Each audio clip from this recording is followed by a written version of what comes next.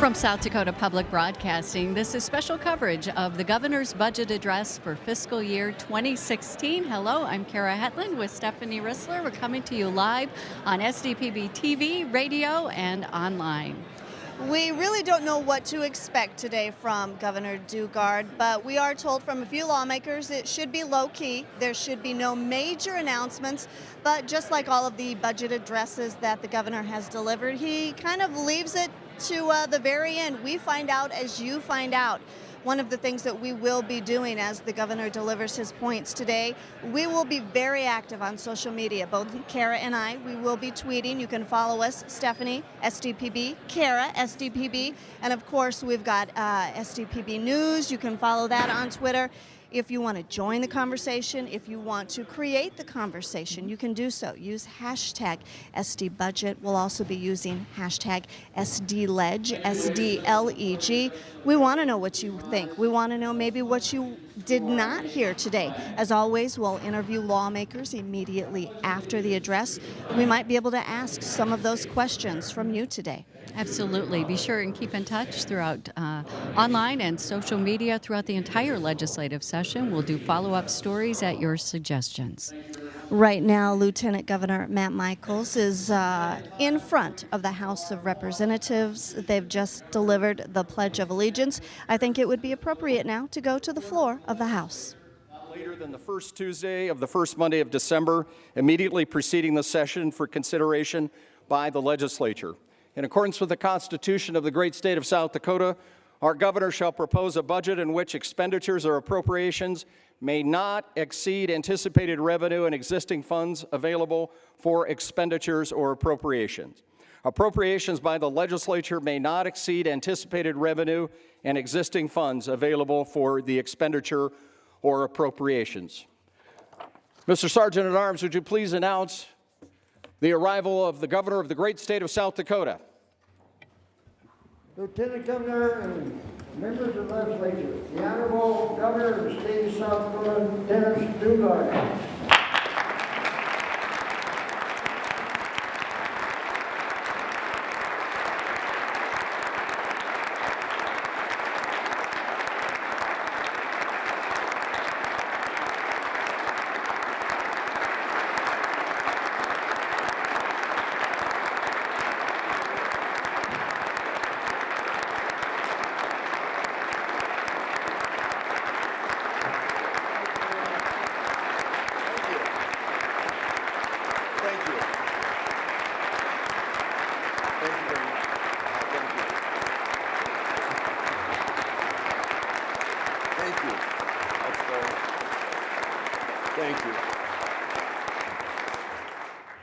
Thank you very much.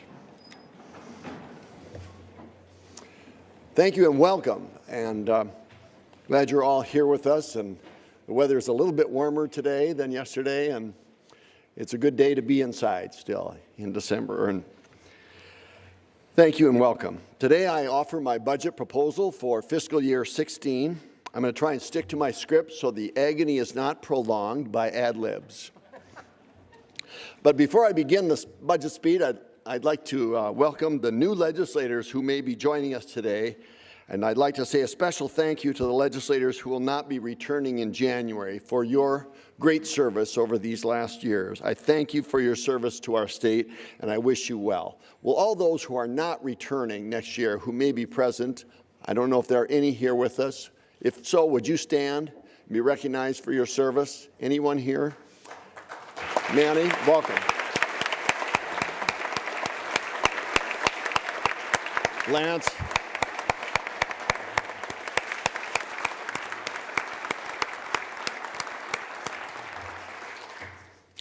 In today's remarks, I'm going to be updating you on the state's economy, reviewing our revenues and expenses for the current year, and then, of course, proposing those revenues and expenses for next year. To begin, in looking back, we all know how difficult it was 4 years ago when we were languishing in the Great Recession and difficult decisions had to be made. In my view, we acted responsibly, reduced our spending, and balanced our budget. And we've seen steady improvements to the economy since then. We've budgeted responsibly in the meantime by projecting revenues conservatively, and we've kept ongoing expenses under control. Fiscal year 14 marked our third consecutive year of budget surplus at year end. Every budget I have proposed and you have adopted has ended in the black. And over the last 3 years, we've been able to add to our rainy day funds. As you can see by the chart here, the surpluses have been rooted in both revenue improvements and expenditure controls to create the year-end figures. Looking at this chart, you may be concerned by the trend you see here, and when I first saw the chart, I was too. Now, when you look into the numbers more, it becomes explainable. The red parts of each bar show the degree to which we're spending less than the money that was appropriated. These have been fairly stable. We've been spending less than what you appropriated, between $7 and $13 million less every year. Most of these reversions have been in our entitlement areas, particularly in Medicaid, where we've been able to control spending below the appropriated levels. The blue parts of each bar depict revenue received beyond the adopted expectation. And these revenue numbers are consistent with an economy that's recovering from a recession. It's difficult to predict how quickly an economy will recover.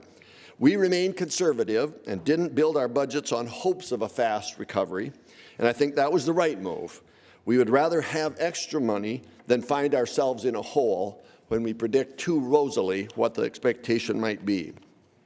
All that being said, things have changed a little bit, and we're going to see in a few charts that we find ourselves with revenues coming in under projections. However, let's first look at how those surpluses have affected our rainy day funds. This chart represents our rainy day fund balances, and the numbers are combining the property tax reduction fund and the budget reserve fund into one rainy day fund collective. First, look at the blue line and the left axis to see the value in dollars. Follow that blue line. Starting in fiscal year 03, we had just over $100 million in reserves. Then next year, it grew to just under $160 million. Then over several years, it fell down to just over $100 million again.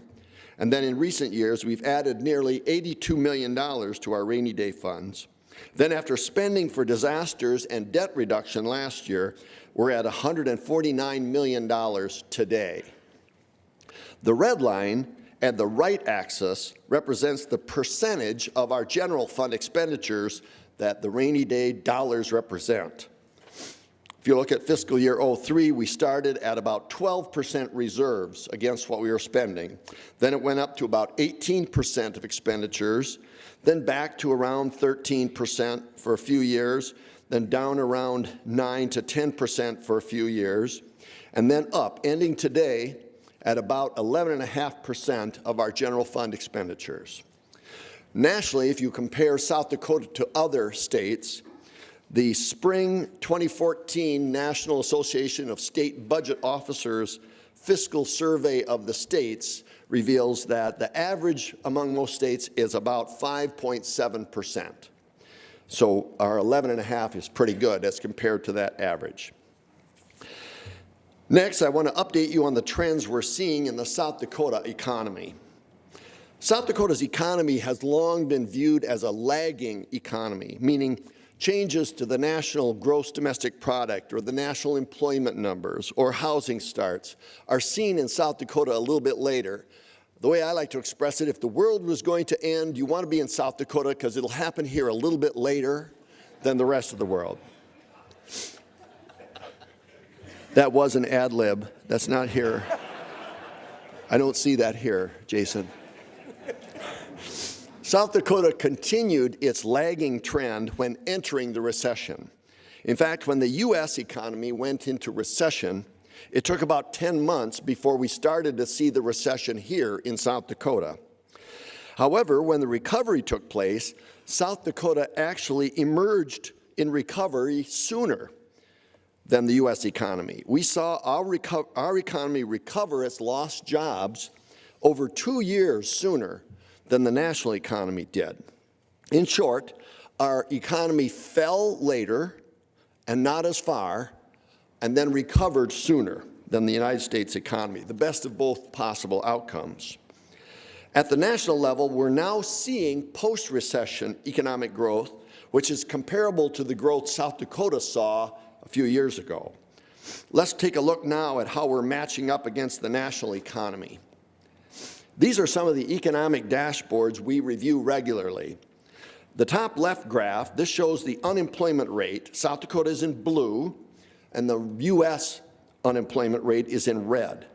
The shaded area, those bars, you can't see very well on the projection here, but they're shaded areas that represent the past two economic recessions in the nation.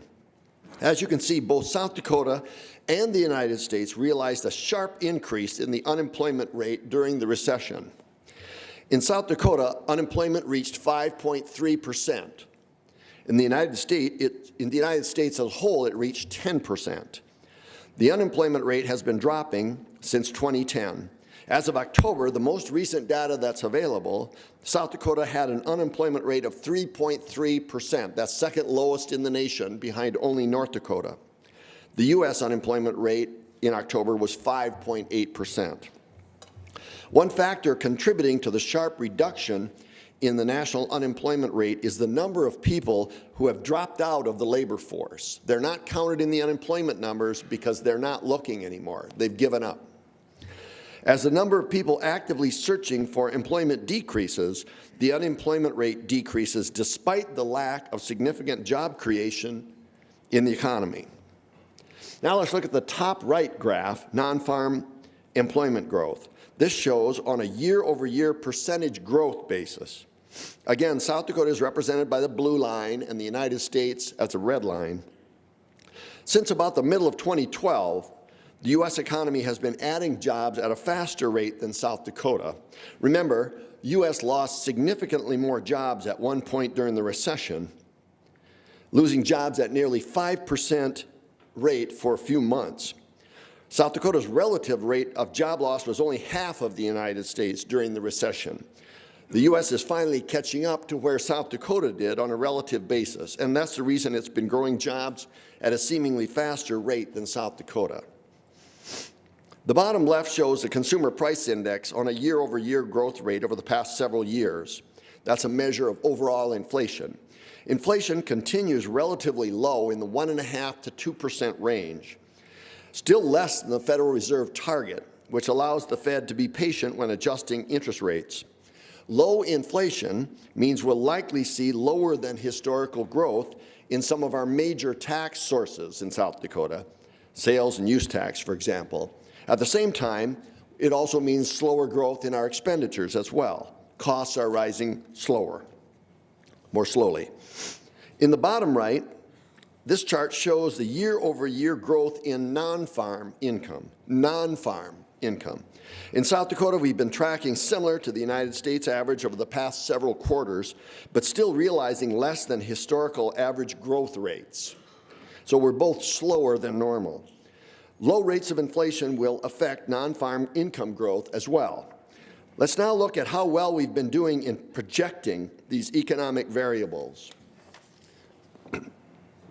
Many United States economic variables can help predict how the South Dakota economy performs. In fact, you may know the Bureau of Finance and Management, when they project our income, they use national variables that are correlated to how our South Dakota tax revenues come in. Because the 2014 economy has not been growing as fast as predicted, the forecast for 2015, because this chart is talking about what are the forecasted numbers for next calendar year. They've been revised downward twice. Look at this chart column here. These are the numbers last February, just before we adjourned the session. These were the numbers that were being predicted for calendar year 2015. By July, every economic forecast for 2015 had been adjusted down, and these are numbers not created by us, but created by Global Insights, which is a national econometric firm, probably one of the most commonly used by the states for economic projecting. As you look down the chart, you can see the percentages in virtually every case were reduced between 0.3 to 0.4 of a percentage point. By October, Most variables were projected even still lower. Only consumer spending was projected to be stronger, and we saw in our South Dakota non-farm employment a little bit of strength. Otherwise, everything else was adjusted downward still further. When we built our 2015 spending proposals last session, we made assumptions of these projections, how those variables would grow. And because these benchmarks have been revised downward, it now becomes much more unlikely that we'll achieve our revenue estimates. We built the 2015 budget assuming, for example, look at real GDP around the center of the chart. When we built the budget, it was 3.3% predicted for next year. Now it's all the way down to 2.7%. Today, you'll see that the South Dakota forecasted indicators have been revised lower. As I mentioned, we have to use realistic assumptions when we use economic indicators to make revenue forecasts. Upon review of the most recent South Dakota-centric numbers, it appeared to be too optimistic when reviewed with the Governor's Council of Economic Advisors. Ralph Brown and other economists from around the state come together. They look at Global Insight's numbers, and then they give South Dakota opinion about them. We hear from farm implement dealers, for example, and say, well, gee, it looks like it's growing in the national level, but we're not doing so well in South Dakota. So the revision you see here in the rightmost column represents a more realistic forecast, we believe, that's achievable given the current economic conditions. For you farmers, it's sort of like when you buy a combine when corn is at $7 a bushel, and then you go to make your first payment and corn is only bringing $2.70 a bushel. Let's now see how those new economic variables will affect our revenues that we project for the remainder of the current year. We're about halfway through the FY16 year, and for the entire 2016 fiscal year. You can recognize this chart as one I've used in the past for you returning legislators to explain why we need to be careful as we forecast revenue that we'll have to spend from year to year. This chart compares ongoing general fund revenue as adopted to the actual revenues that we later received. For example, look at the first line. When the legislature in 2004, adopted a revenue estimate for the 05 budget, we predicted $952 million would be received. We actually received about $4 million more than that, and the difference on the right-hand side. In fiscal years 2005 through 2008, before the recession, the forecasts were pretty close to actual collections, with actual collections a little bit lower in 07 and in 08. Then during the recession, our adopted estimates were much too high, and our actual collections were lower in 09 and 2010. Not just lower than adopted, but lower than previous years. So look at that middle column, the actual revenues received in 08. Compare that to 09. Revenue fell. It's not that our recommendation was not only wrong, but we lost revenue. There was no growth. And then it fell still again in fiscal year 10. The result was that we had to use one-time stimulus dollars to balance our budget.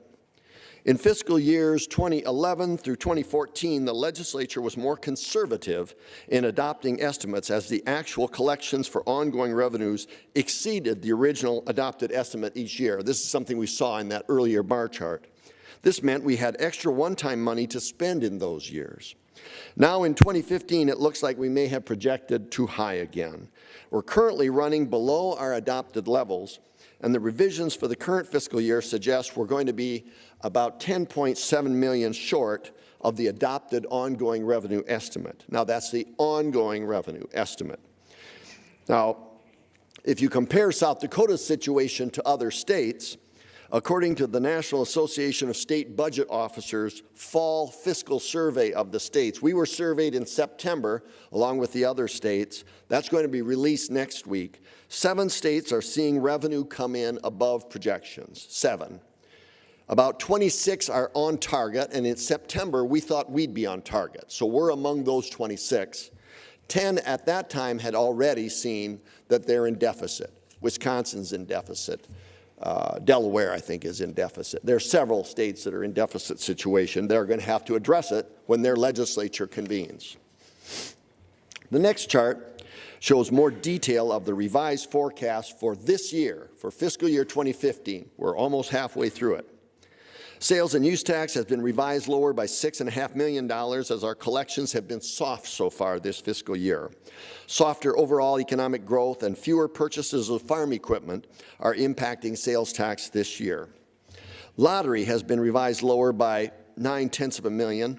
This represents the instant and online portion of the general fund. The contractor's excise tax has been lowered slightly from 95.4 to 94.9 million, but still anticipates relatively strong spending on construction. This is still a good number. The insurance company tax has been improving as collections this year have been robust, reflecting continuing premium increases in property, casualty, and health insurance.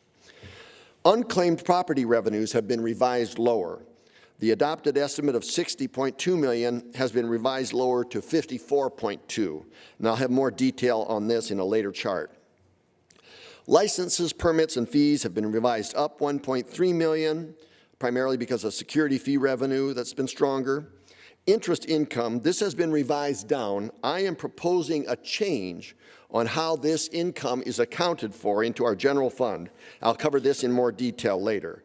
But remember this 0.8 million figure. Property tax reduction fund revenue, that's the state's share of video lottery revenue. That's growing more than anticipated this year, so that's been increased. Other ongoing revenues, which include several other categories, have been revised slightly higher for 2015. The revised total ongoing revenue indicates $1,381.1 million, which is 10.7 million lower than the adopted forecast. And those are all ongoing revenue sources. But we do have some one-time revenue collected or expected based on my recommendation to do today, if you agree. The first number, 6.7 million, identified as one-time revenue, is comprised of two items. First, $5.4 million is refinancing gains realized or expected from refunding bonds through the South Dakota Building Authority. This also includes some funds that were remaining after the bonds were defeased earlier this year. Remember, we spent a lot of our unclaimed property money on paying off some bonds, and some you couldn't actually call, but you had to escrow some funds so that those bonds could be paid off when they came due. Turns out the investments that we're getting in those escrowed funds are better in terms of their rates than we had expected to get. So there's a little bit of money that comes back to us. And then the second part of this 6.7 number is the remaining funds in the large project construction account under the old 1045B statutes that permitted refunds of sales and use tax and contractors' excise tax. You know, we ended that program, but we still had potential claimants out there, and there was put a hard deadline of September of this year that any claimants have to make claim on those funds by September. And now that that date has come and gone, there is about $1.3 million left in that fund that is a one-time revenue. The 18.4 number is also comprised of two items. Both represent savings from proposed repeals of certain expenditures. They're reductions to expenditures. However, for accounting purposes, we need to recognize them as one-time revenues. One is 2.4 million of one-time revenues that will come from the South Dakota Risk Pool Reserve, which I am proposing to repeal. And then $16 million of one-time funds will come from discontinuing the $16 million Medicaid reserve. More about these later. In total, though, including these one-time revenue sources, the total revised revenue is $1,406.2 million, or 14.4 million higher than the adopted forecast. Again, 18.4 million of increase comes from these reduced one-time expenditures. So now let's look at our projections for fiscal year 16. This shows the revised 2015 numbers on the left. These are the numbers I just showed, what the revision recommendation was. So on the left are the revised 2015 revenues, and then on the right, or in the center column, the estimated projection for 2016, which begins, of course, next July and ends June 30 of 2016. You'll notice some changes in how the revenue is categorized for 2016, as I'll be recommending legislation to make some changes on how revenues are allocated to the general fund. This legislation will repeal several unnecessary funds, including the Property Tax Reduction Fund. Now, these changes do not represent any net new increase to general fund revenue. It merely simplifies how revenue flows to the general fund. Let's go through it. Sales and use tax collections for 2016 are estimated at $879 million, an increase of $34.8 million over the revised 15 estimate.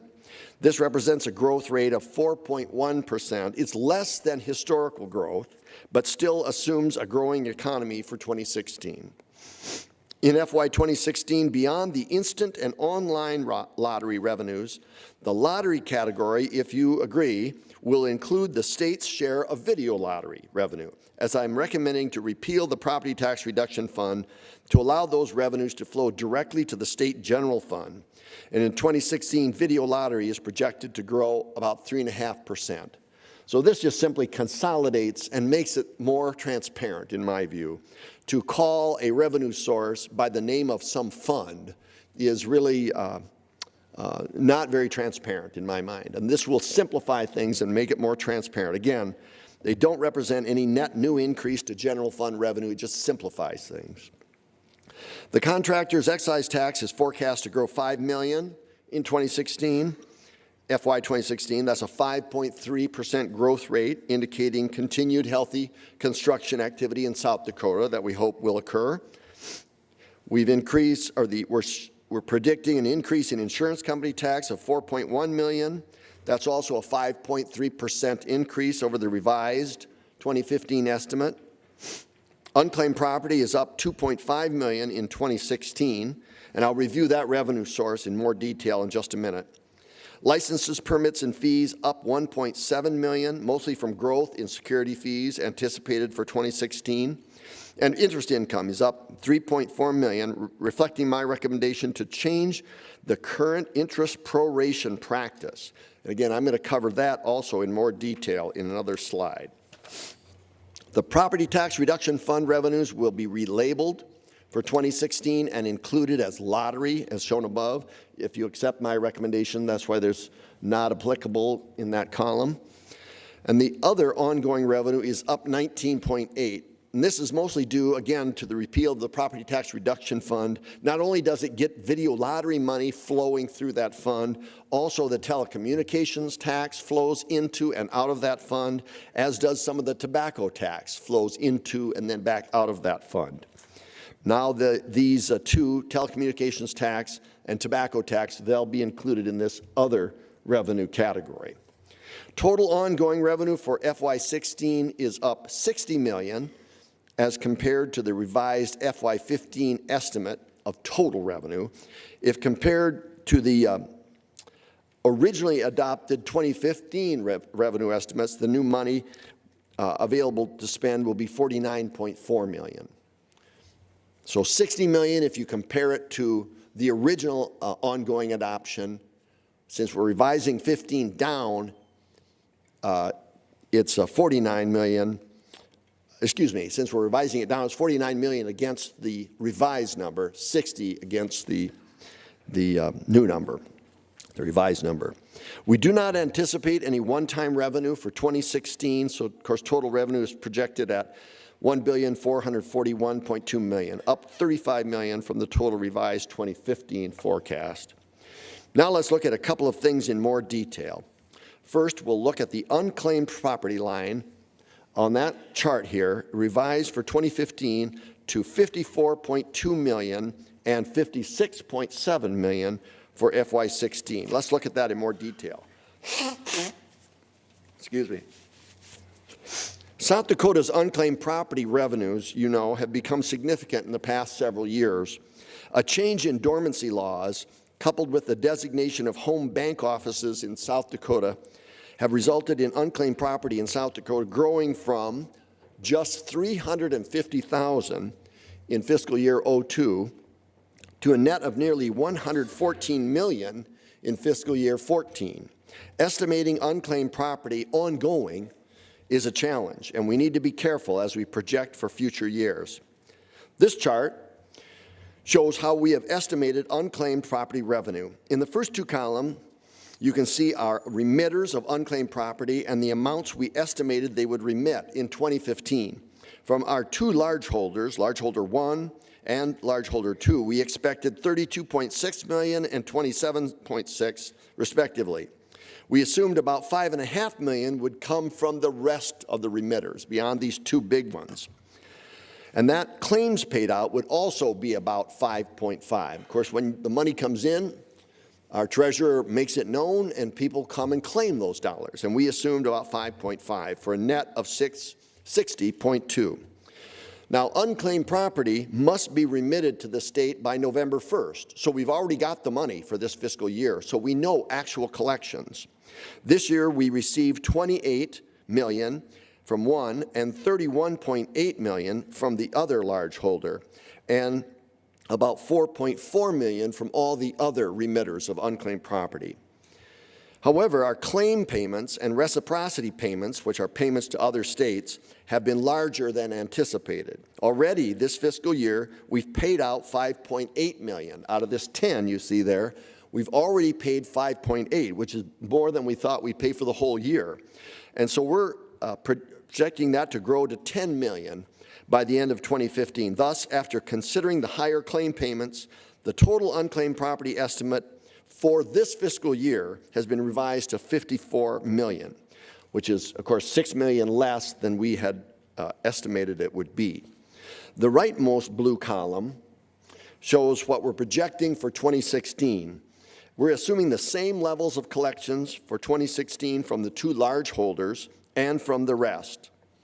And the main change in fiscal year 2016 is we are anticipating 7.5 million in claim and reciprocity payments. I first questioned that. Why would we drop down? That's not very conservative. Well, the answer is about 2.3 million of the 10 is from an anomaly that we don't expect to recur. It's one large reciprocal payment due another state, and we don't expect that to recur in 2016.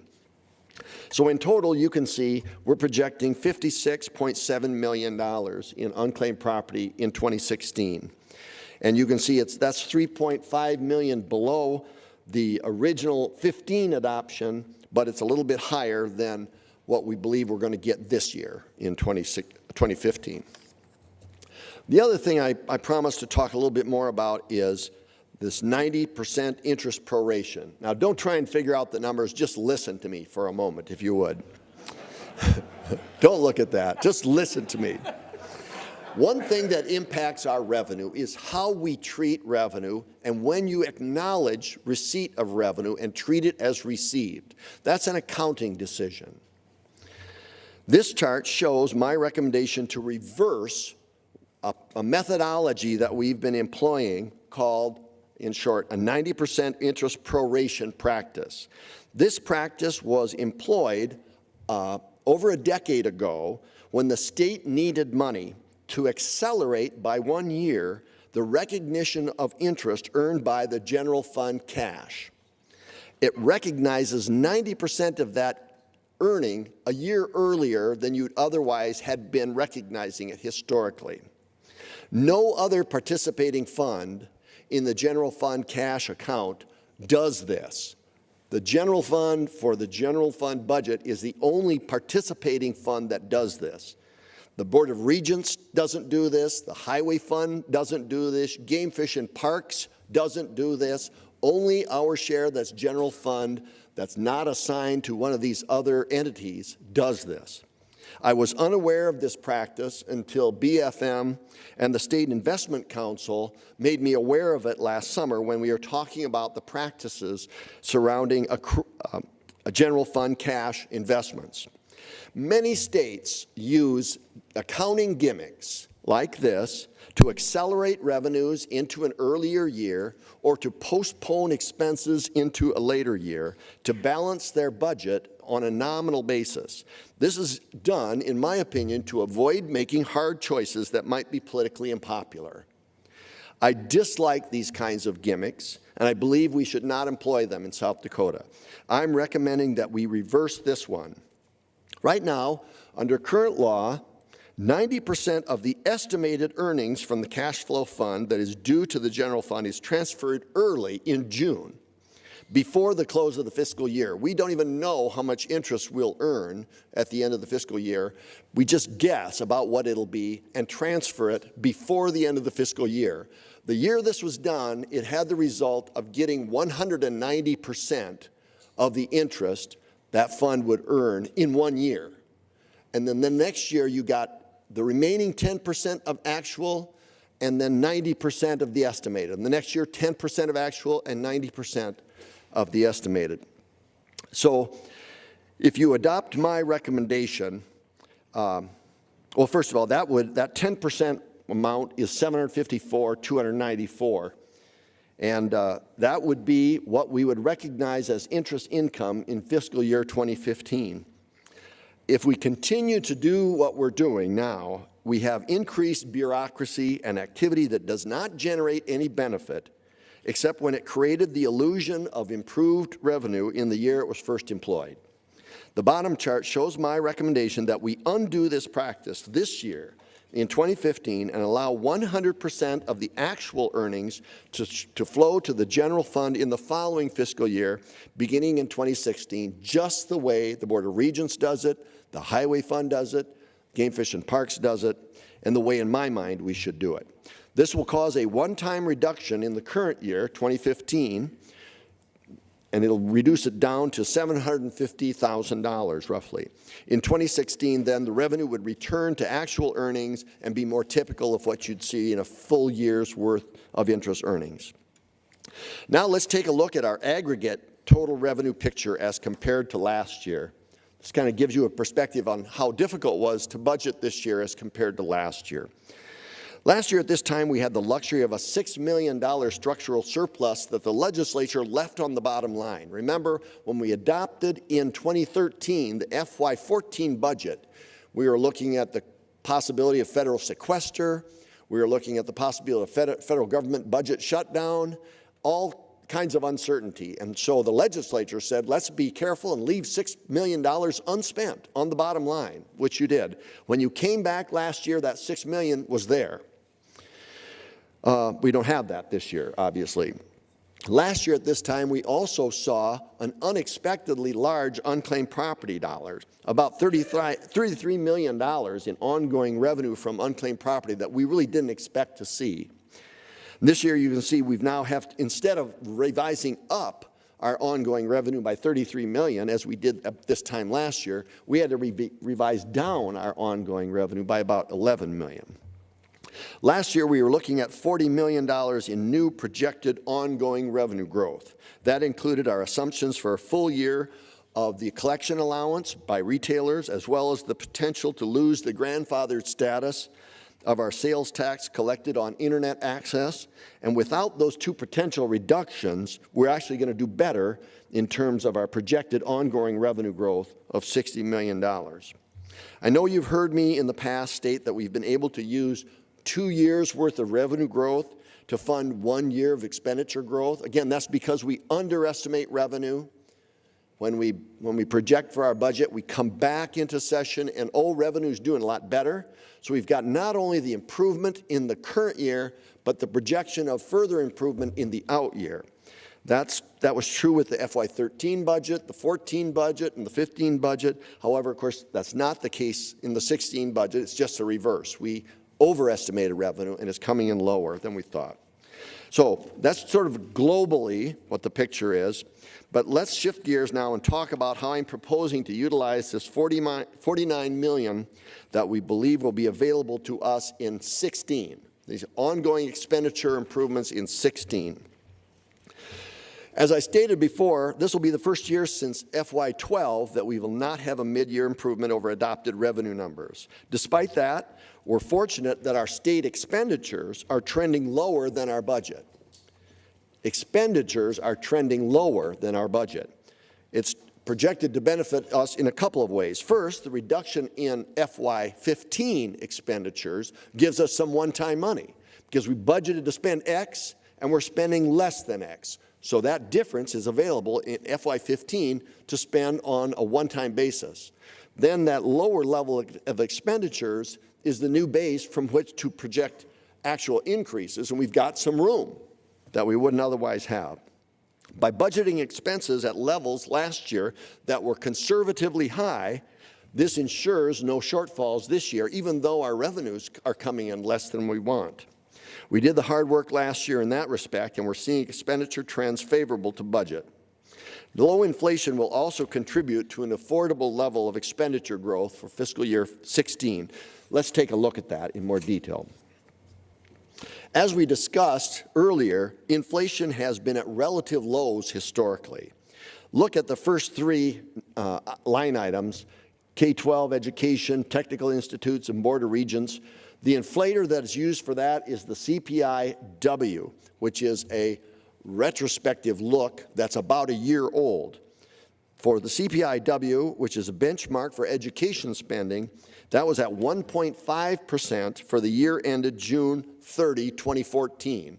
So as of last June 30th, inflation for the year ending on that date was 1.5%. It's actually gone down a little bit, or projecting to go down a little bit from there. As we built the budget, CPI-U, second from the bottom there, that's used for provider inflation, is a prospective number. Economic analysts look at what they think the inflation will be beginning July 1 of 2016 and going forward a year. They're projecting 1.4%. And traditionally for our cost of living, we followed the other percentage above of 1.5% for state workforce. Let me now show you my proposals for 2016 given those inflation numbers. I'll be proposing a rate of 2% increase for K-12 education, the technical institutes, providers, and the state workforce. I'm proposing a 2.3% increase in expenditures related to the Board of Regents total budget. From the Board of Regents perspective, their revenue will be up 1.6%. Even though our expenditure is 2.3 up, their receipts will be up 1.6, and I'll explain more in a minute. Again, all of these increases are higher than what inflation either was or what it's predicted to be in these areas for the coming fiscal year. So everyone should be able to gain a little ground on that basis. This is possible, as I said, because our base operations budget is high enough today in fiscal year 15, higher than we're actually seeing it come in 2015. In addition, there are other savings we can achieve that will allow us to buy up to that 2% mark. This summarizes my expenses in dollar numbers. Education increase would be $15.4 million. This includes a 2% increase for state aid, for special education, and the technical institutes. Additional funding for the Board of Regents increases the four-year value of the Opportunity Scholarship recipients to $6,500 over 4 years, up from the current $5,000 opportunity value today. So again, Opportunity Scholarships today worth $5,000 over 4 years. I'm proposing we raise that to $6,500, and that's why the Board of Regents doesn't get any more money. We're spending that money in the students rather than at the Board of Regents, but it is an expenditure we are making if you adopt my proposal. Medical services and provider assistance would be up $16.2 million.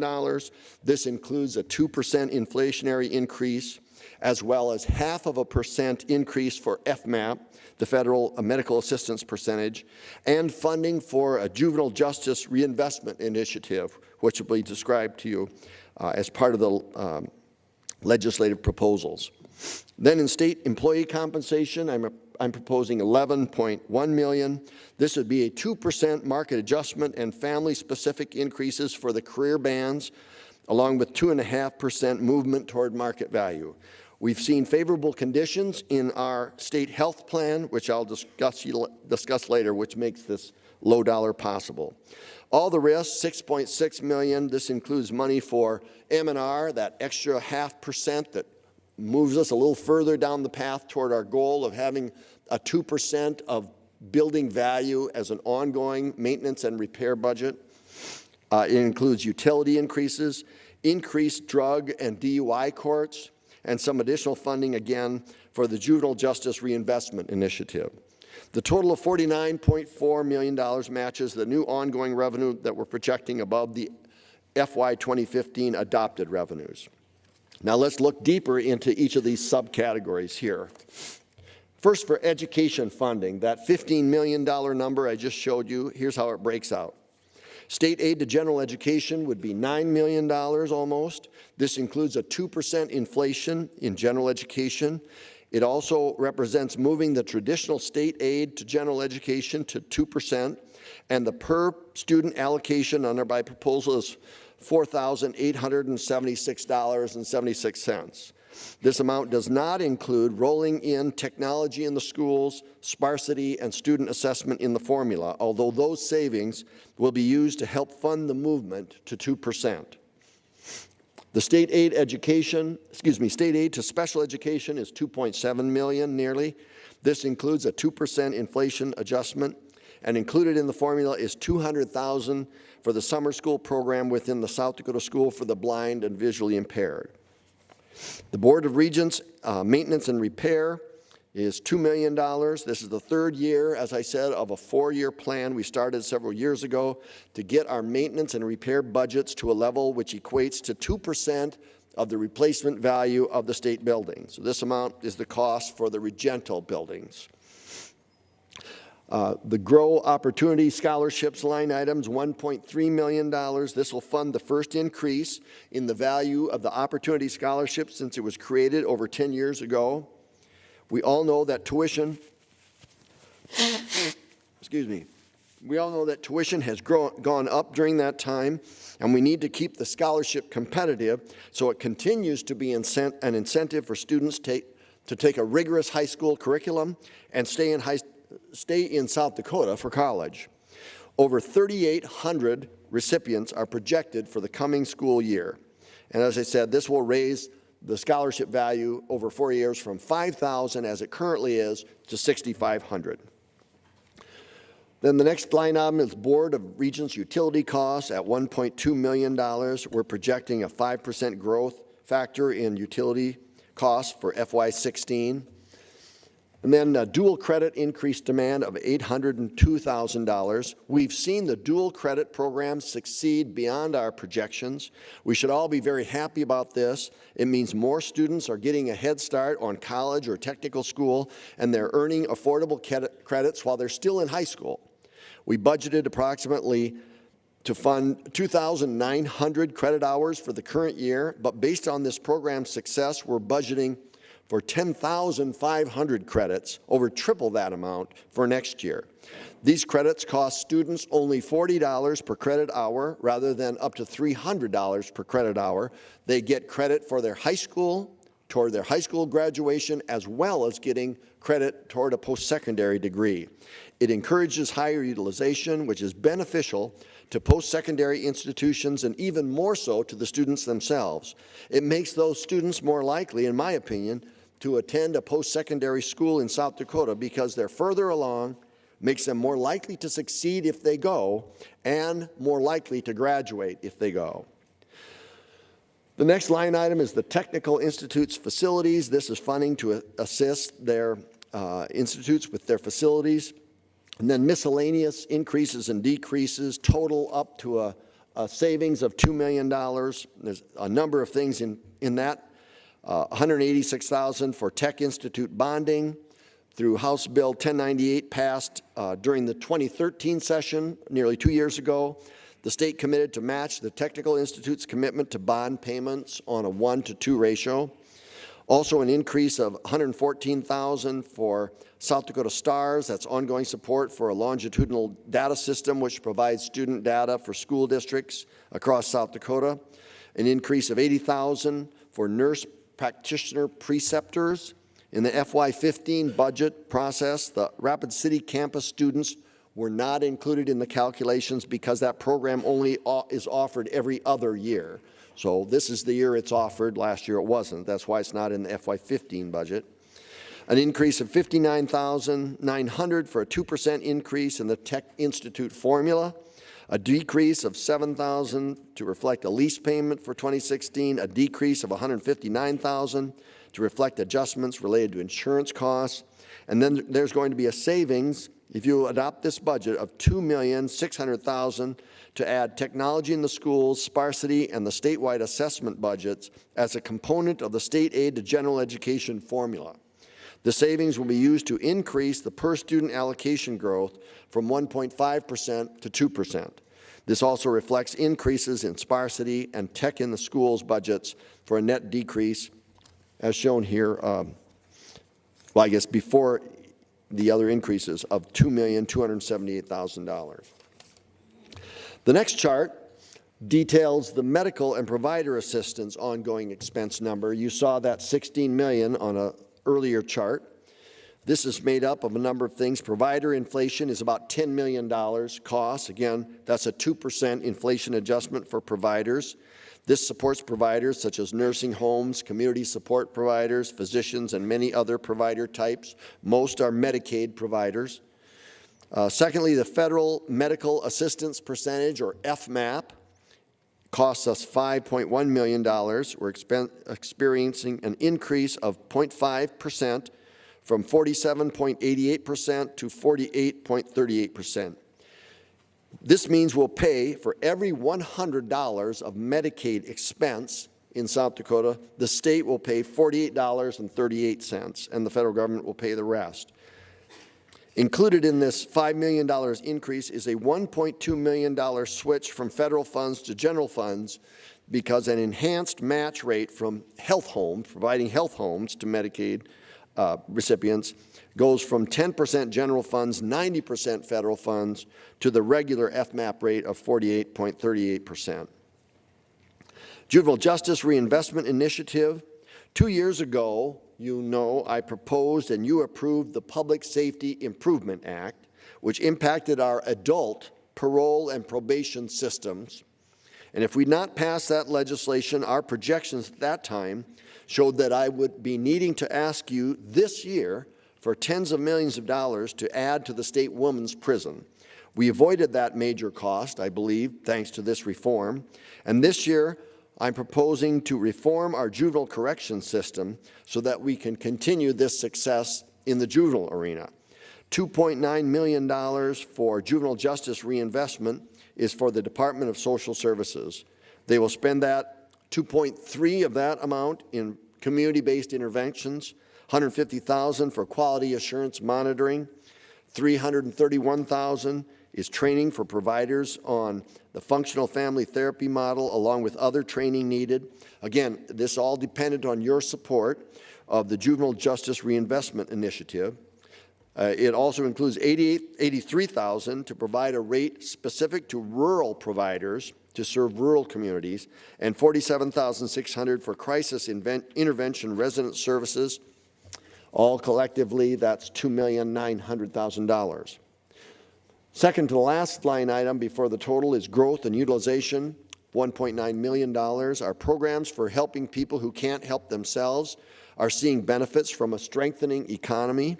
This is reflected in slower growth in the number of persons eligible for Medicaid services and child care subsidies.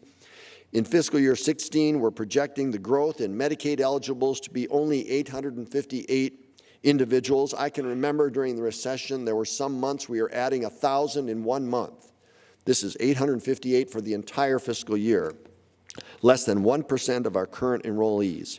Caseloads have dropped in child care subsidies, allowing us to save $900,000 in the FY15 and 16 budgets. Additionally, other programs in DSS and the Department of Corrections are experiencing declines in their caseloads, which results in savings of $1.7 million. Miscellaneous increases and decreases, other changes throughout the Departments of Social Services, Health, and Human Services allow us to save $3.8 million or spend less than we're spending today in FY16. The largest factor is a federal match rate change in our children's health insurance program, where the federal government is paying a higher percentage of the medical bills. The next chart shows the $11 million number, which you saw earlier, broken down for our state workforce. Market adjustments, I'm proposing that permanent state employees receive a 2% market adjustment. Most will receive that 2%, which is essentially a cost of living increase. Employees in the career bands may receive more than that or less than that, dependent upon the market value of their profession. For example, nursing will receive 0. Information technology, 1.1%. Accountants and auditors, 1.7%. Engineers, 2%.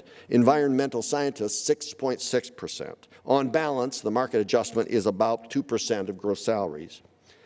The second item there is movement toward market values. That's taking the place of what you've heard us talk about as movement to job worth. I've directed the Bureau of Human Resources to establish a new market-based general pay structure. All permanent employees under my control will be moved into this new market-based structure, and those employees are recommended to receive 2.5% movement toward the new market values if they're below market value for their jobs. In the future, this structure will be used to pay for performance for all employees, with some employees entitled to less and some to more, dependent upon performance. Then finally, career banding pay for performance is one area where we've already adopted pay for performance. We're recommending the continuation of 0 to 4.5% pay for performance for the career band families. Some employees in these groups do receive 0 improvement. Others will receive up to 4%. In total, managers have to demonstrate that they are not rating everyone at the middle. They have to identify those that are underperforming and those that are overperforming and spread the dollars appropriately. You've seen this kind of pay for performance system before, and I'm hoping to expand it into more areas of the government. No budget increase is recommended for the employer-paid portion of the state employees' health insurance plan. That's a true bright spot in our budget this year. We're currently estimating a $13 million reserve at the end of 2015, estimating a 12.7 reserve by the end of 2016. Our actuaries recommend a reserve level at $13.3 million, and so we'll be close to that at the end of this fiscal year.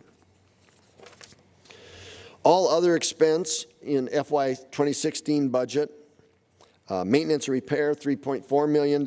Again, similar to the regental institutions, the Bureau of Administration is charged with taking care of our state-owned buildings. This is the third year of a 4-year plan to increase the maintenance and repair budget for state buildings to 2% of replacement value. This will bring up our annual appropriation to 1.5%. We have one more year to go after this next one to get to that 2% level. Correctional health is $970,000. This includes $970,000 for treating inmates with hepatitis C, as well as contractual and inflationary increases. Drug and DUI courts, I'm recommending increase of $667,000. They continue to be a successful alternative to incarceration and have helped to reduce recidivism. This funding would establish a drug court in both Brown and Beadle counties, as well as a DUI court in Meade County. Additionally, this increased funding would bring the number of drug and DUI courts in South Dakota to 12 total statewide. Utilities and internal service rates, $648,000. They're charged to the departments by the bureaus. They're expected to increase as the bureau's costs increase due to things like utility costs, employee compensation, and recommended budget changes. The rates they charge also increase. The next item is the Law Enforcement Officers Training Fund. This is a partial fix.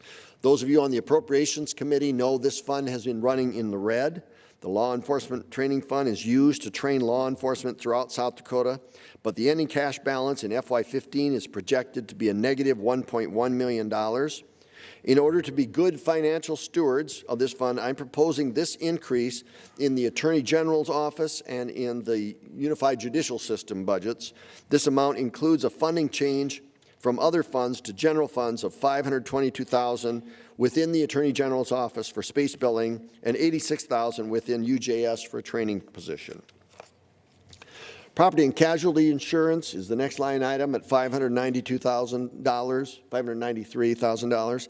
In order to better protect our state facilities, I'm proposing that we begin the process of self-insuring our state assets. Now, let me repeat that because this is a change that's significant.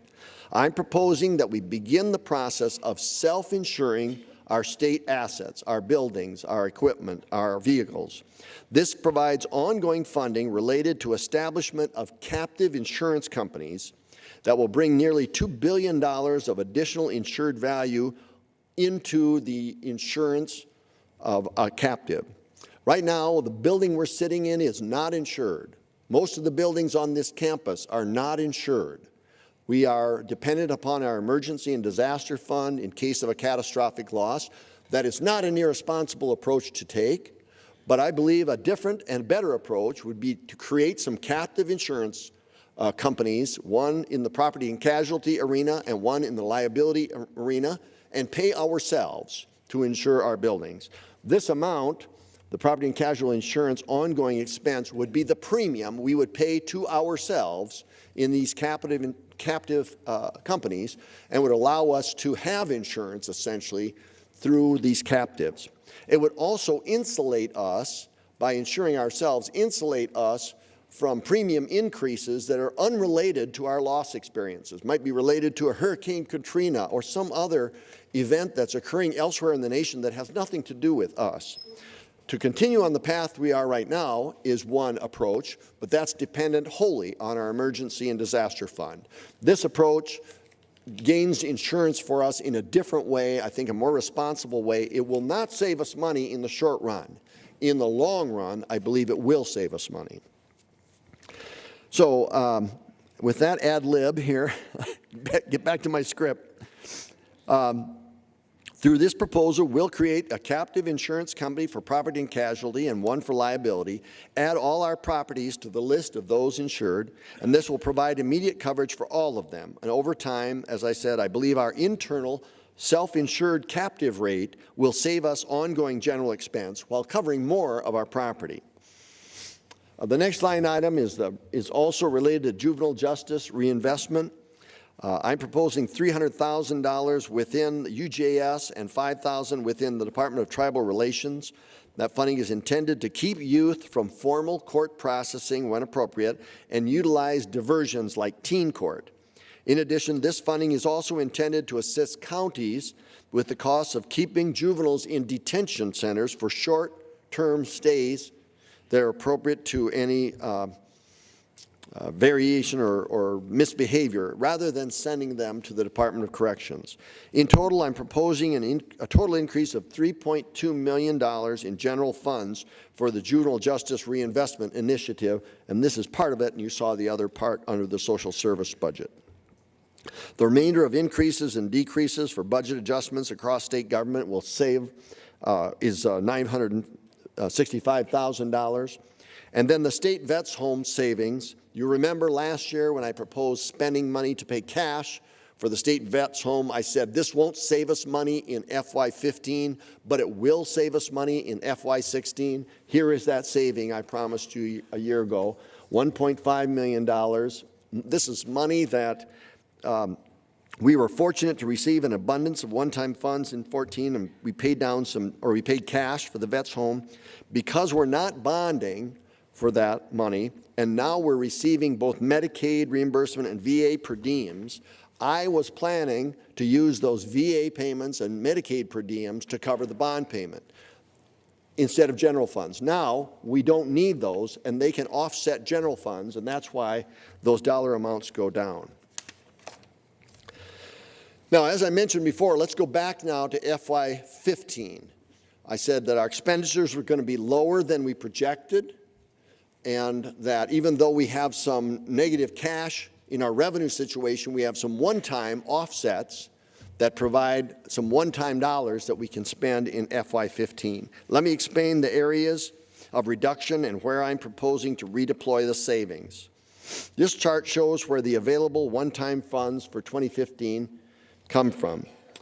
The nominal surplus, of course, is zero because we don't have that as we did in 2015. Reduced revenues, the total reduced revenues based on revised revenue estimates, including the one-time revenues, total $4 million. Remember, we said it was going to be about 10.7 million less revenue than we thought, but we had 6 million of one-time revenue to offset against that. That leaves a negative of 4 million of reduced revenue that we need to cover some way. And we can reduce some one-time special appropriations. That's 18.4 million. I'm going to show that in the next chart. And then reduction of annual appropriations of $13 million. Total net available of one-time funds to spend in FY15, $27.8 million. Now let's look at the detail on that. The 18 million that I just talked about is from two sources. One, repeal the Medicaid reserve program. Several years ago, we proposed and you adopted a reserve fund for our Medicaid program. It was set at $20 million, and we've never had to use it since it's been established. Last year, you took that reserve and established, through a special appropriation, a contingency fund that would hold the money until it was needed. The primary reason the reserve was created was to sustain the Medicaid program while the legislature was not in session. However, in order to spend from it, the legislature's Appropriations Committee would have to formally act to gain access to these dollars.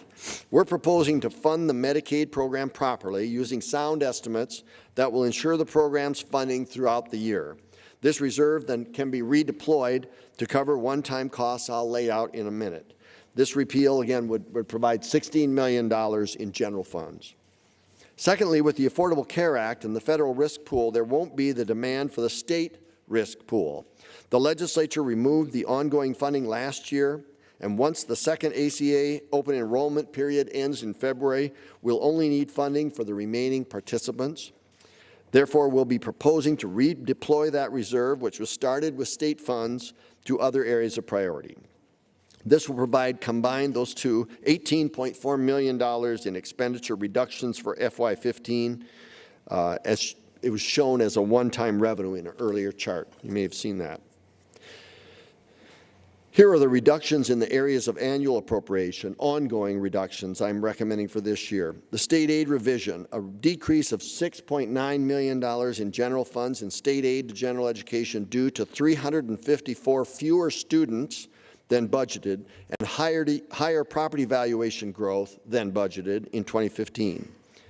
Secondly, decreases of $2.6 million in general funds and $600,000 in federal fund expenditure authority due to changes in Medicaid eligibles, utilization, and cost. That's a $2.6 million reduction.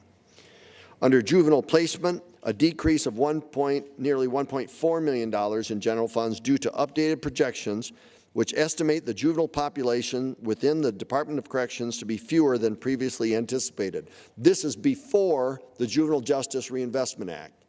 This is before any impact of that. Child care subsidies and psychiatric residential treatment services revision is 1.296 reduction in general funds and $2.1 million in federal fund expenditure authority due to decreases in child care subsidies because people are doing better economically and moving above the threshold under which they qualify, and also decreases in psychiatric residential treatment services caseloads. The Technical Institute's formula and bonding, a decrease of $1,057,000 in general funds for the Tech Institutes due to actual student numbers being 225 students fewer than budgeted in 2015 and a lower bond payment than anticipated. Correctional health care, a decrease of $143,960 in general funds and a decrease in other fund expenditure authority related to the stabilizing of cost trends in the correctional health care system. All told, these reductions will allow additional one-time spending in 2015, and the new bases have been revised in proposing growth of expenditures for 2016. Here's how I propose to spend those one-time dollars. The Emergency and Disaster Fund, $7.9 million. As you know, this fund is spent negative as emergencies and natural disasters such as flooding or tornadoes occur, and then we backfill the fund. Well, this year our bill to backfill the fund is $7.9 million. It includes events like the spring 2014 flooding in southeast South Dakota and the tornadoes in Westington Springs, as well as disasters that have occurred prior to 2014. This figure also calls for the state to pay 25% of the D&I railroad costs which occurred during the spring 2014 flooding, damaging of the state-owned railroad. FEMA has declared these costs ineligible for reimbursement. However, I believe we should contribute our share as we appeal their decision, and we are appealing that. The next item is provider direct care hiring supplement. I'm proposing a $4.125 million expenditure to provide one-time funding to the state's medical providers to help facilities find, hire, and retain direct care staff in their specific facilities. This is not only hospitals, but nursing homes, developmental disability facilities, as well as many other kinds of facilities like this. It's equivalent to a 1.5% increase for community-based providers, but it's a one-time payment. The third and fourth line items are the funds needed to capitalize those captive insurance companies that I described earlier. The first is the property and casualty insurance captive that I dwelled upon. $4 million will capitalize that fund. We're essentially paying it to ourselves, $4 million, but it gives us the capital necessary to hold ourselves out responsibly as an insurance provider, and it'll help us protect our state assets and help keep our rates at levels we can control rather than the marketplace controls. We'll self-insure the captive and also procure reinsurance. We also got there to capitalize $2 million to capitalize a liability insurance captive. We have liability that is being paid by the Housing Authority, the Building Authority, the Science and Technology Authority. Those premiums are being paid by organizations that rarely have a claim. It's essentially throwing money down a hole. Well, let's take possession of that hole and throw it down into our own hole and keep it. So I'm proposing a $2 million to establish the liability insurance captive to help our state authorities, similar to the property and casualty captive I just described. Ross Shaft Construction, I'm proposing $3.95 million to help the Science and Tech Authority continue, I should say, the reconstruction of the Ross Shaft.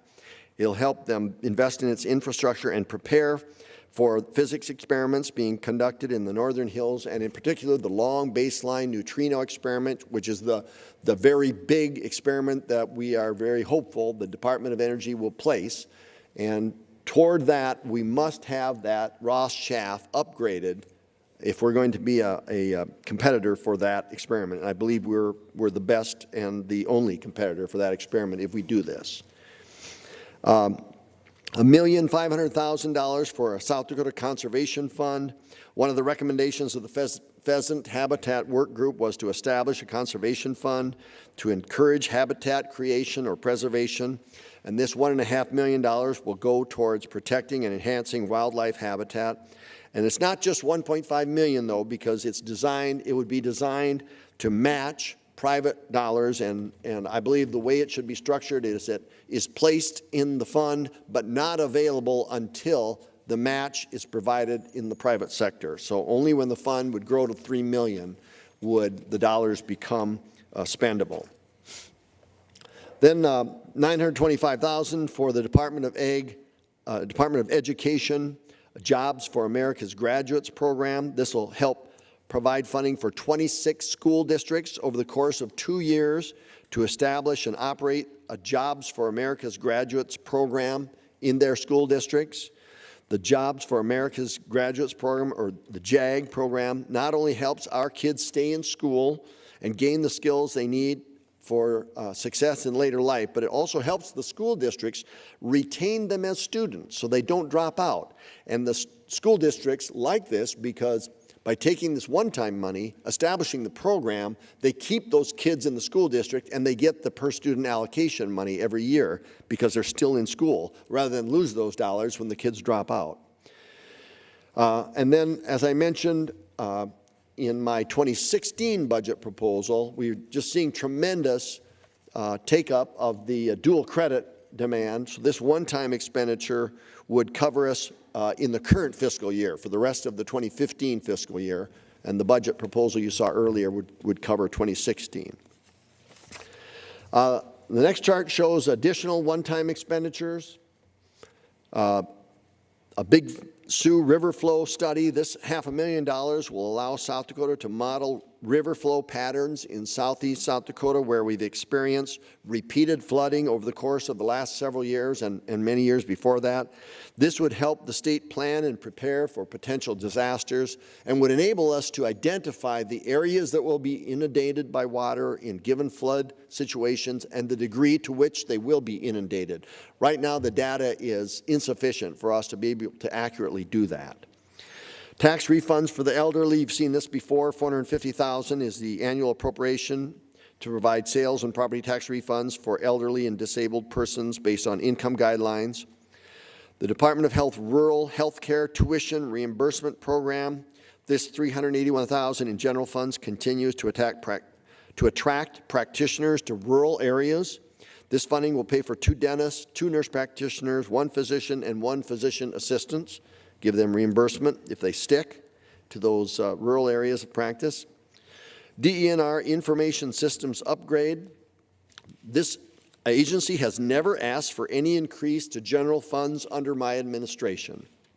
This $350,000 will allow DENR to make necessary computer upgrades so that their IT systems continue to serve South Dakotans well. They've got an old Fox Pro program that is no longer going to be supported, and it needs to be replaced.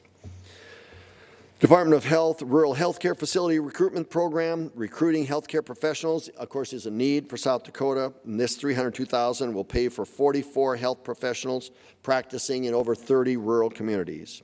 Game Fish and Parks bond payments, this $185,000 will let GFP continue to provide and enhance our state's recreational opportunities. It repays the general fund for any bonding, so this essentially costs the general fund nothing.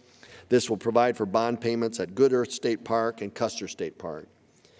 A continuous appropriation, an increase in the continuous appropriations related to the fire premium refund. In total, I'm proposing just under $28 million in new spending based on the reductions in spending we're fortunate to see this year. So those are the one-time expenditures in this chart and the previous one that I'm proposing in FY15. So let's summarize.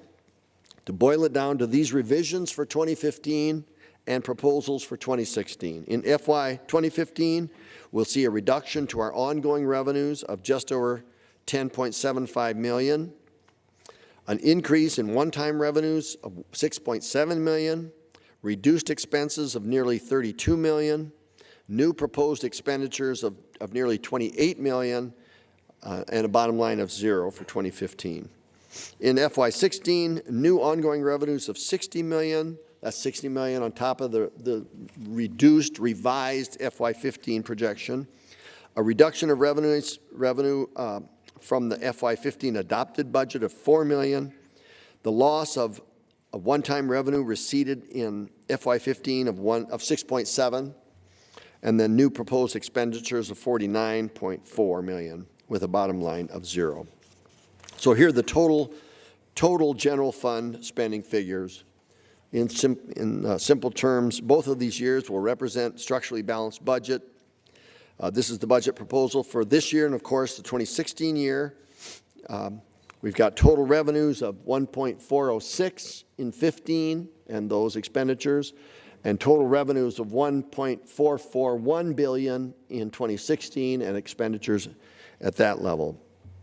So these are my budget proposals for this year that we're in right now and for next year, fiscal year 2016. Of course, there's many policies that are driven by the budget, and the legislature is going to consider this as well as many other issues this year.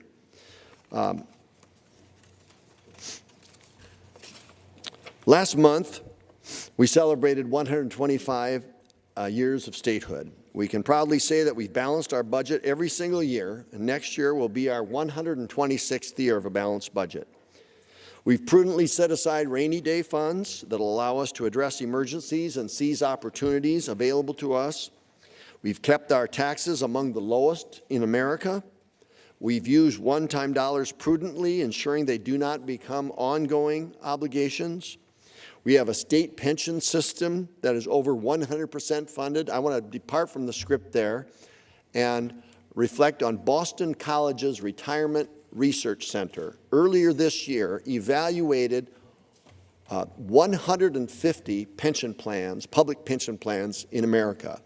All the state plans, all the big city plans like New York and Chicago, where you've got a firefighter plan that's very large, or a teacher's plan that is very large and standalone. If you're in the top 150 in the nation in scale, you are in this review. They looked at the most recently available audited statements. And of course, for most entities, including South Dakota, the FY16 statements were not available. So they looked at fiscal year end 2013. This was over a year ago, that point in time. Of those 150 plans, only 9 were fully funded. And South Dakota was one of those 9. And we are in better shape today than we were a year ago. That's something we can be very proud of. When I go to Governors Association meetings and I talk to governors who are looking at hills that are virtually insurmountable, I feel sorry for them. Their states are a train wreck, and South Dakota is in such great shape because of you. So I thank you for your responsible, adult-like behavior when it comes to money.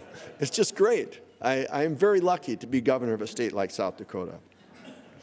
We've issued in the last year 2 new executive orders to help us formalize and improve our financial practices, including long-term revenue and expense forecasting. Those plans will be available when you come back to session next year. Capital expenditure budget planning and policies to guide issuance of debt. I think it's one thing to be responsible managers. It's another thing to establish policies that are out there and transparent so that these policies go on to guide our state after we're gone. I want that to happen. And these practices are paying off. We invited the rating agencies to South Dakota last summer. S&P sent some of their people. Moody's sent some of their people. The Lieutenant Governor and Commissioner Dilges went to New York and met with them there. They came to South Dakota, met with us here. And I'm proud to announce that S&P upgraded our state outlook from stable to positive. And what that means is they're essentially telling us that we're on the right track, and if we stay on that track, they will typically, in this situation, upgrade a state to AAA status. That's a status I believe we deserve, if we stay true to our values and principles that we and others have put in place. I want to thank you again for joining with me today to hear these proposals. As I said in the past, this is a plan. It's not the plan.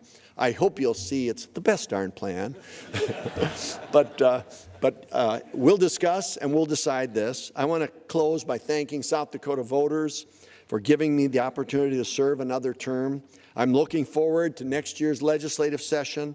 Beyond this budget, we're going to discuss a lot of issues, from juvenile justice to public health to red tape review to transportation funding. I want to say in particular, regarding transportation funding, every good discussion begins with a specific proposal. And I applaud your interim study committee for putting together a specific proposal. That gives us something to discuss that's concrete. And I know we're all going to have lots of debate about that. I agree with them that this is a year that we need to act to adequately fund our roads. And I thank the interim committee for making a specific proposal to start the discussion. I look forward to having that discussion among many other discussions with you in the next session. Thank you so much for everything you do for your South Dakota. Through your efforts, South Dakota is even stronger today and will be stronger in the future, I know. Thank you.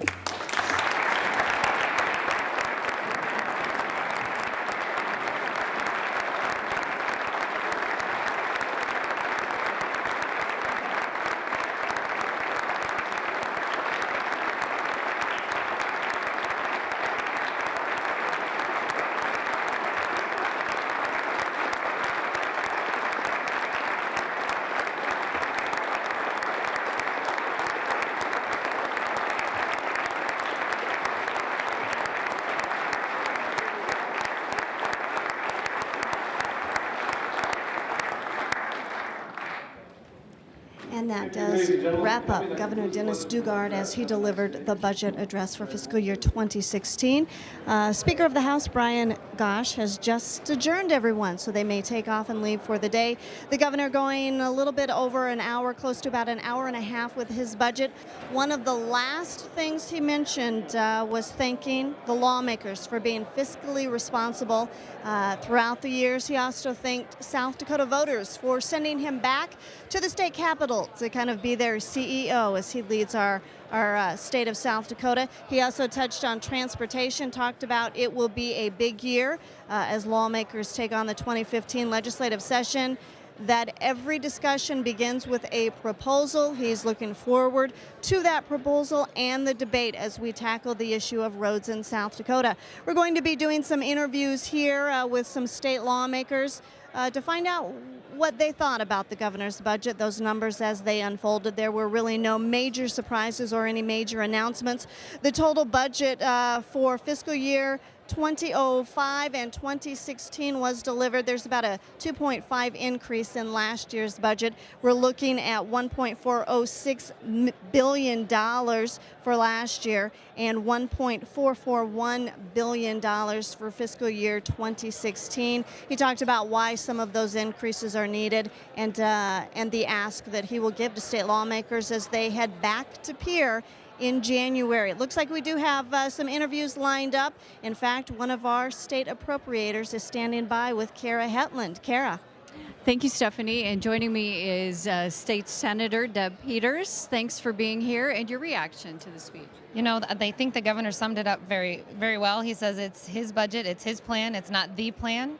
It's now the time and the action for the legislature. We've now got where the governor wants to go for the next year. And now it's the legislature's time to get down to work, and our fiscal staff will now start analyzing all the data that he put forth.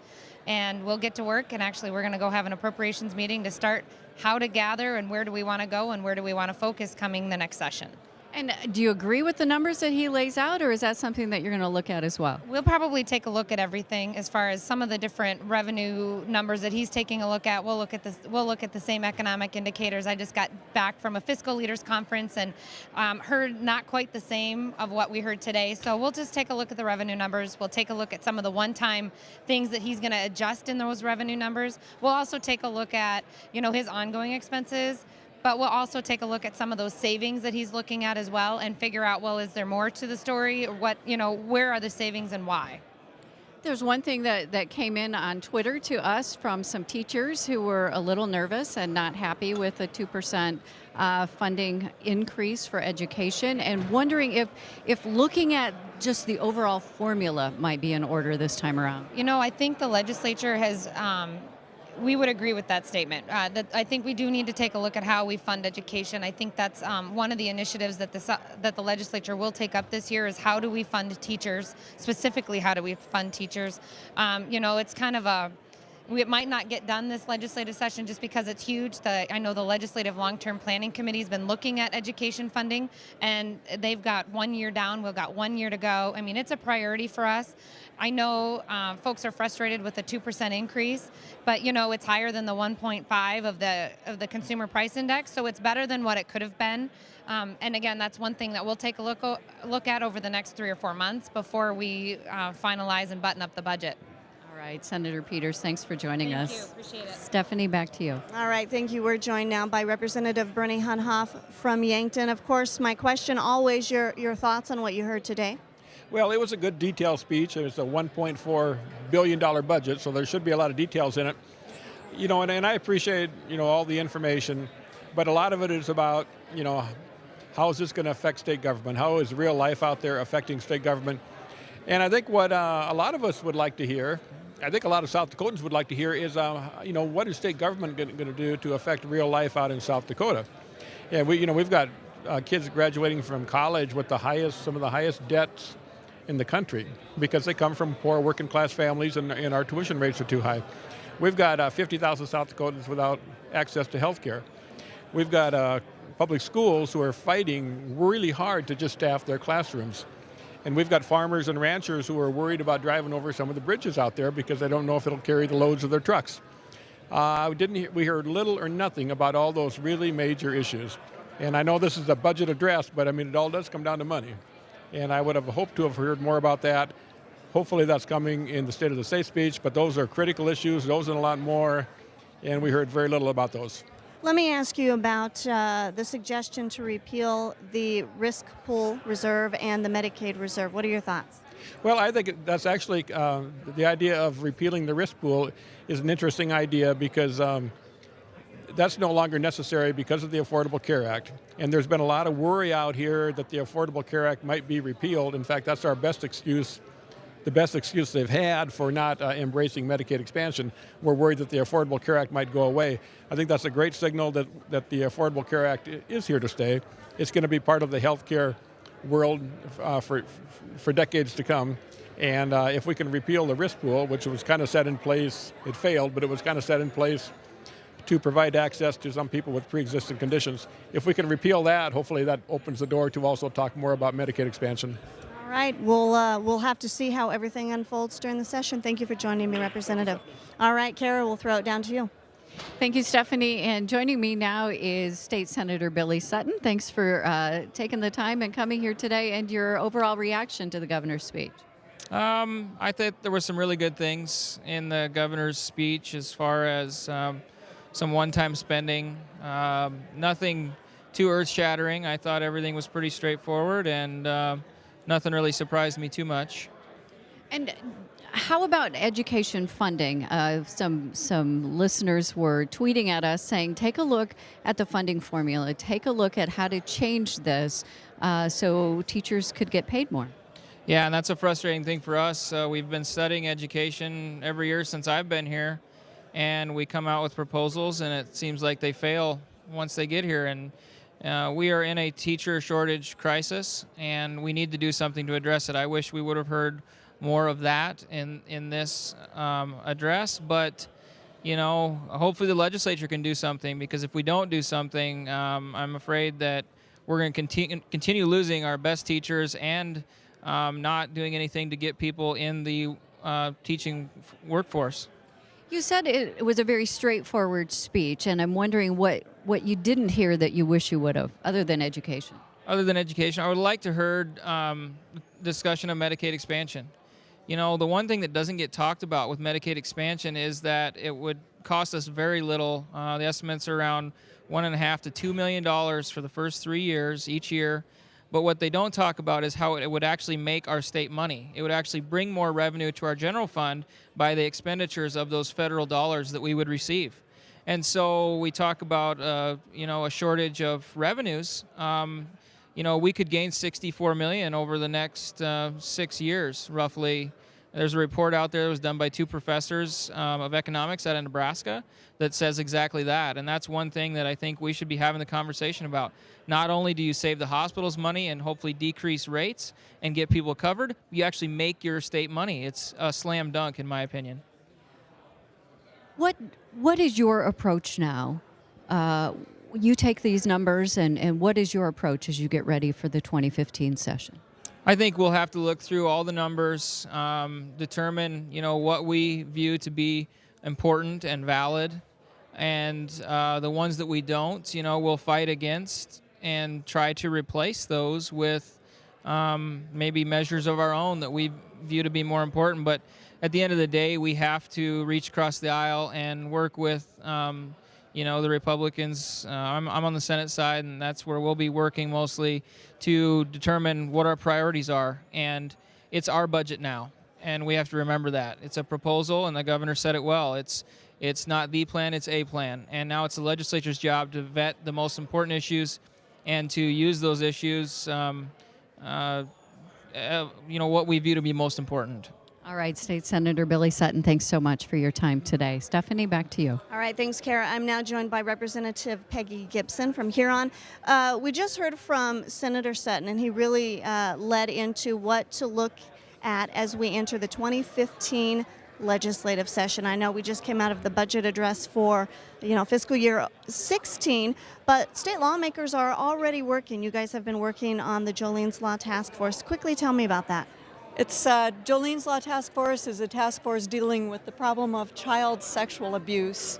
In South Dakota, 1 in 4 girls are molested and 1 in 6 boys.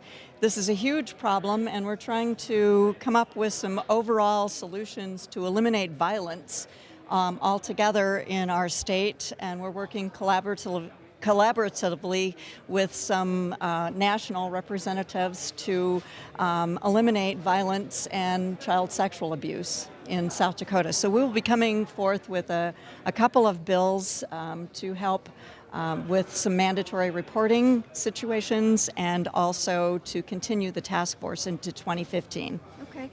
The governor mentioned the Juvenile Justice Initiative. This is something that has been close to you. You've been working on this. What did you think from what you heard today?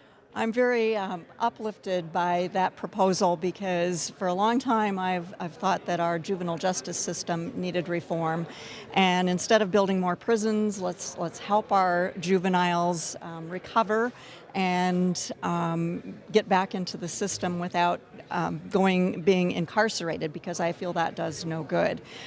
Most of them are in trouble for drug-related causes, and that requires treatment rather than imprisonment. So I'm very excited about that situation, and I've been on House Judiciary now. This will be my 7th year, and so I'm certain it'll come before that committee, and looking forward to getting some reforms in place. There were really no major announcements today from the governor. I'm curious, what would you have liked to have heard more of? More for our schools and teachers. I'm going to have the privilege of serving on the Education Committee in the House this year, which is a new proposal or new venue for me. And although my background is in teaching, so the per student allotment, we're only at the 2010 level, and we're going into 2015, so our schools are still way behind. And our teachers need a salary increase. That's been a talk, and I didn't hear one word about increasing our teachers' salaries, and I think we need to address that issue so we can retain our teachers and hire the best of the best for our students in South Dakota, because education to me is absolutely paramount. Education and economic development go hand in hand, and I've always felt that way, and if we treat our teachers and our students properly, then we will economically develop as we should. All right, we have State Representative Peggy Gibson representing South Dakota and Huron visiting with us today.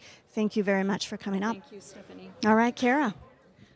Thank you, Stephanie. And I'm joined by State Senator Mike Valley. Thank you, from Mitchell. And you chaired a summer interim study, right, on transportation. Let's talk a little bit about that. We didn't hear a lot in this budget proposal about roads and infrastructure.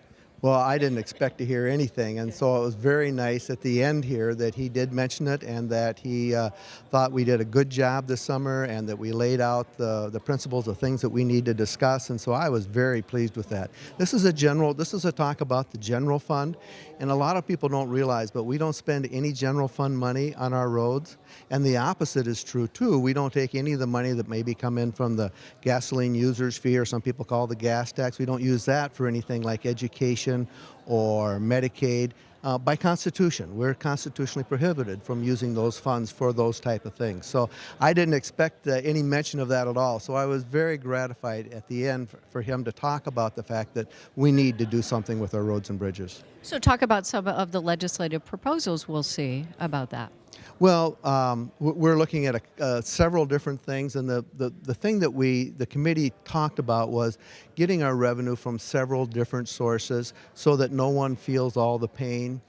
We were looking at everything from the raising the way we fund the gas tax and doing it on the wholesale price of gasoline, because that may go up and down, and since it's such a strong part of anything we do with roads, I mean, we need fuel to dig up the roads, to put them back, to plow them, to fix the potholes, and then we flat lay it on the ground. So it's very sensitive to oil price. So that's why we thought, let's put something, just a part of one of those revenue legs on our stool, to have it be something that deals with oil. And so that's why we put that in. We did it a percentage of the price on vehicles to raise that. it's at 3%, and it's supposed to track the 4% sales tax that we have, and it's never been raised. So those are a couple of the things. And we did the same thing with license plate fees. Didn't raise them a whole lot, just 10%. So, for instance, my car is $60. It'll go to 66. It's not a big increase. And several different items so that there's just a little bit of an increase everywhere, and that way no one feels a whole lot of pain. And I think that's the way we've got to look at it. And the money then will go toward, I mean, there's a lot of unfinished construction that needs to happen, or repairs that needs to happen? You know, the easiest way to explain that is our state roads right now are in as good a condition as they've been in for decades. Only 2%, and I look at that by what's poor, because what's poor you got to dig up and redo, okay? We only got 2%. And our fare, which rolls into poor, is only 9%. But at the same funding, both federal and state, in 10 years, we go from 2% to 25% poor. That means a fourth of the state roads we drive on, and 70% of our traffic in this state is on those state roads, will be in poor condition. I mean, they'll be in the condition to dig up. And then what was 9% fare goes to 27%. And the ironic part is that's where our counties and townships are at now. They have beat the state into getting into poor roads because we just haven't invested in them. In fact, 28% of their bridges are structurally deficient. So we cannot afford to have where 70% of our traffic flows to get into that same position. And so that's why it's really important that we take a look at this now. And you can't put it off. And I analogize this to when you were a kid and you played ball and the coach said, you know, you got to play for 32 minutes. You can't wait till the beginning of the fourth quarter to say, all right, guys, we're down 30 points, but we can win this game, so let's get in there. You know, you not only have to pick up that 30 points, but the other team's going to score another 10 or 12 points, and then you got to get ahead. So once you get behind, it gets terrifically hard to come back. And so I think now is the time to do that, and the governor recognized that also. So I'm hopeful we can get something done. All right, Senator, thank you so much for joining us. Stephanie, back up to you. All right, thank you, Kara. I'm now joined by Representative Mark Mickelson from Sioux Falls. We were talking just a few minutes ago. A lot of states would like to be in the position that South Dakota is. Give me your thoughts right now. Well, as you listen to the governor lay out the state's budget, and we're fortunate to be up 3 to 4% in ongoing revenue, and that allows the three core constituency groups of our budget, the state employees, education, and social services, to share that 3.5%, and that gets split between the governor's recommended 2% increase in rate and then population growth in those different constituency groups. So we're in a pretty solid place from a state budget standpoint. While the governor was giving his speech, we were pretty active on social media today. We had a few questions that came in. One that came in is in regards to the property tax reduction fund, and the individual is curious, in the end, will taxpayers have to pay more because their taxes will have to go up? Have you thought about that yet? That's a great question, and I'm sure if the answer to that question is yes, we won't pass it, but the governor wouldn't recommend that. In 1986 or 87, we passed video lottery. Part of that was we were going to use the money to reduce property taxes to fund education at a higher level, so that has been called the Property Tax Reduction Fund, which is funded by video lottery. And the governor now, 30 years plus later, is renaming the fund just to say this is revenue that comes from video lottery. I'm going to have you take out your crystal ball before we say goodbye. So far, we've heard from a few of our lawmakers. Transportation, they foresee this will be a big issue. I'm still hearing a lot about education and Medicaid. Any thoughts at this point what the big issues may be? Well, transportation is going to be a big issue. There is a need out there. There was a summer commission that has a specific recommendation, and that will consume a fair amount of the debate this legislative session.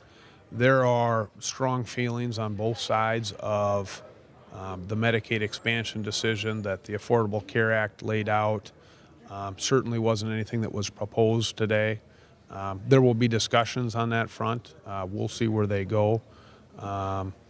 Education, really was just a status quo kind of budget for education, I thought.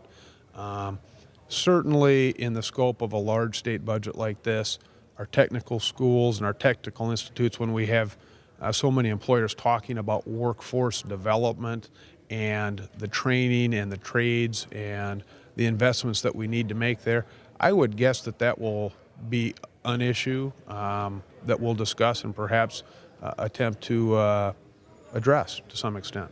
All right, that is Representative Mark Mickelson. Thank you for coming up and visiting with us. We'll see you back here in January. Sounds good. Thank you very much, Stephanie. All right, and that does wrap up SDPB's coverage of the governor's budget address for fiscal year 2016. Of course, our crew will be back here as the governor and all of the delegates are sworn in and the inaugural events take place on January 10th, followed by the State of the State address the next Tuesday. Our crew will remain in Pierre, keeping you up to date on everything that's going on, whether it's in a committee meeting or floor action. Join us, look online at sdpb.org. Go to our State House page so you can be more in tune to all of our legislative coverage. On behalf of all of us with South Dakota Public Broadcasting, I'm Stephanie Rissler. For Kara Hetland, thanks for tuning in.